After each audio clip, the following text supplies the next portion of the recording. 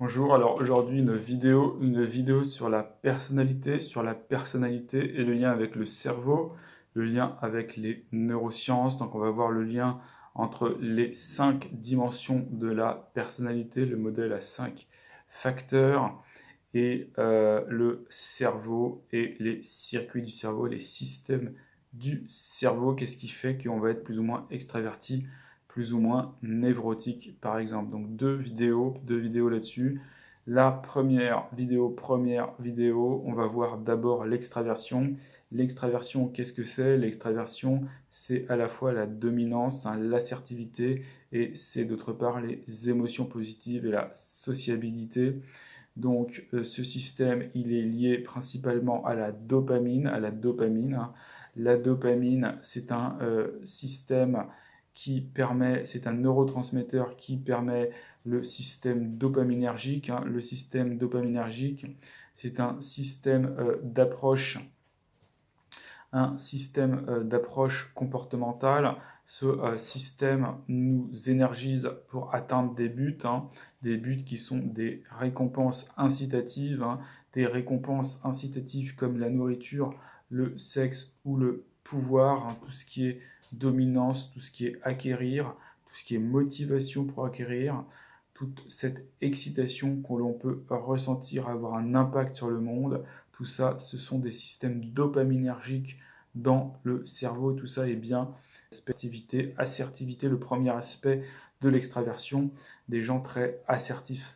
On a aussi, deuxièmement, l'enthousiasme. L'enthousiasme, alors ça ne va pas être que la dopamine, ça va être aussi le système opioïde, hein. Opioïde, le bien-être, hein, ressentir du bien-être dans les récompenses, et notamment tout ce qui est récompense même non incitative, comme par exemple simplement le plaisir d'être avec d'autres personnes, hein. Les gens extravertis sont des gens qui ont des émotions positives, et notamment des émotions positives à être avec d'autres personnes. Un rôle central de la dopamine, aussi des opioïdes. Ensuite, il y a le névrotisme, hein, le névrotisme ou nervosité, les émotions négatives. Donc ça, ce n'est pas un système qui va nous permettre d'aller vers un but, hein, pas d'aller vers un but, c'est pas un système d'émotions positives à atteindre un but, c'est un système d'émotions négatives pour fuir, pour éviter, hein, pour se défendre. Donc on a deux systèmes bien différents, hein. Un système qui pousse à aller vers, un système qui pousse à fuir. Alors c'est un tout petit peu plus compliqué parce que le système du névrotisme, eh bien, il implique deux types d'évitement.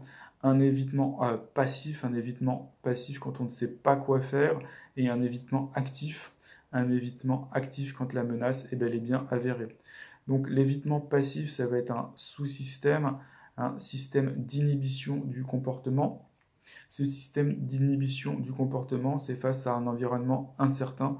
L'environnement incertain est cause d'angoisse, est cause de dépression. Il ralentit, hein, notre comportement afin d'éviter un piège, d'éviter une erreur, d'éviter une punition. Ça, c'est ce qu'on appelle l'aspect retrait, hein. L'aspect retrait, eh bien, l'aspect retrait, il est lié à l'anxiété, hein, l'anxiété, comportement incertain, environnement incertain, et la dépression, ralentissement. Et puis également, il y a un sous-système qui est FFFS, hein, donc euh, freeze of flight, hein, la fuite, l'attaque, ou être tout simplement paralysé sur place. Ça, c'est un deuxième système face à une menace bien réelle, par exemple un prédateur, une punition, un châtiment. On peut soit fuir, hein, et ça, ce sera la panique. On peut soit attaquer, ce sera la colère, sachant que la panique peut aussi nous paralyser. Et donc, toutes ces facettes, hein, sont des facettes d'un aspect. Cet aspect, on l'appelle la volatilité. Les personnes irritables, hein. Les personnes irritables, comme les personnes borderline, ou les personnes psychopathes, hein, ou antisociales, donc qui ont un système de volatilité, eh bien, très actif dans la défense et dans l'attaque, hein. C'est immédiat, ça part au quart de tour. Alors tout ça, c'est médié par quoi? Tout ça, c'est médié par un système de sérotonine. Là, le neurotransmetteur en question, c'est la sérotonine. Pourquoi c'est la sérotonine? Eh bien, c'est la sérotonine parce que l'on sait que les médicaments à base de sérotonine peuvent traiter de nombreux troubles de névrotisme sévère, comme la dépression, comme les troubles anxieux, comme les troubles de panique et comme le trouble explosif intermittent. Donc la sérotonine va agir pour calmer le BIS, c'est-à-dire le système d'inhibition, et pour calmer le FFFS, c'est-à-dire le système combattre ou fuir. Et puis aujourd'hui, on va faire un troisième facteur qui est l'ouverture intellect. Donc l'ouverture intellect, eh bien, c'est un seul facteur, mais qui peut se diviser en deux, qui peut se diviser en ouverture et intellect. Les gens qui sont hauts en ouverture intellect sont des gens imaginatifs, des gens curieux, des gens innovateurs, des gens perceptifs, des gens réfléchis, des gens qui sont créatifs. Et il y a donc deux aspects. Donc l'ouverture, c'est plus un engagement avec tout ce qui est perceptuel et sensoriel, donc tout ce qui est artistique et esthétique, c'est le goût pour le beau, alors que tout ce qui est plutôt intellect, c'est l'engagement avec les informations abstraites et les idées. C'est assez lié au vocabulaire, c'est assez lié au QI. C'est les gens qui aiment les débats philosophiques et qui aiment les théories. Alors, quel est le lien avec le cerveau? Quel est le lien avec les neurosciences? Eh bien, tout simplement, là aussi, on va retrouver des neurones dopaminergiques, des neurones qui vont être liés à la dopamine. Et c'est pourquoi l'ouverture est faiblement corrélée. L'ouverture est faiblement corrélée à l'extraversion. Donc, ça relève d'un grand facteur qui s'appelle plasticité.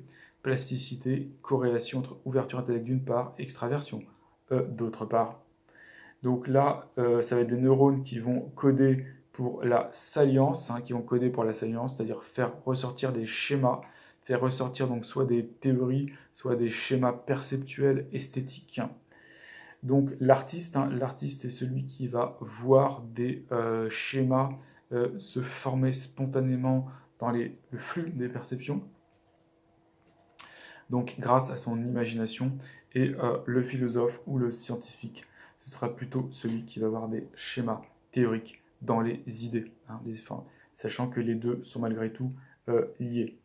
Donc on a plusieurs choses qui prouvent que la dopamine est liée à l'ouverture. D'abord les recherches animales, qui prouvent que l'activité exploratoire de curiosité des animaux, parce que ça arrive, ça existe, est liée à la dopamine. Notamment par ailleurs, la dopamine intervient dans la mémoire de travail, des mécanismes d'attention qui permet la manipulation d'informations, et on sait que le facteur openness, ouverture intellect, est très lié à la mémoire de travail. Et troisièmement, on sait aussi que l'ouverture intellect est très liée à une inhibition latente réduite, c'est-à-dire l'inhibition latente, c'est tout ce qui bloque les signaux, et les gens très ouverts en ouverture intellect ont une inhibition latente moindre, et ce processus automatique et préconscient qui bloque les stimuli, eh bien on sait que la dopamine, c'est le premier neuromodulateur de l'inhibition latente, et qu'on sait qu'une activité dopaminergique augmentée va produire une moindre inhibition latente. Donc effectivement, les gens qui ont beaucoup de dopamine dans ce système dopaminergique autre, qui code pour la salience, qui code pour le fait que les informations ressortent, et non pas qui code pour la valeur comme dans l'extraversion, ça va faire qu'ils vont avoir plus d'ouverture donc d'esprit. Et on sait que également il y a le mode par défaut du cerveau qui est en jeu, puisque on sait que ce mode par défaut, c'est tout ce qui est lié à la fantaisie.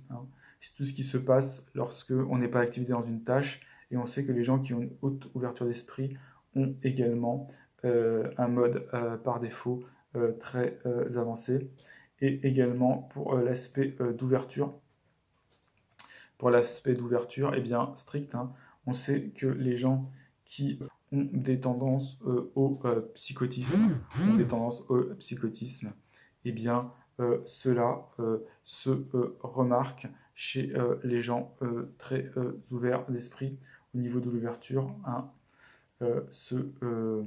cette tendance au psychotisme, et donc on peut supposer que l'intégrité de la matière blanche est en jeu là-dedans.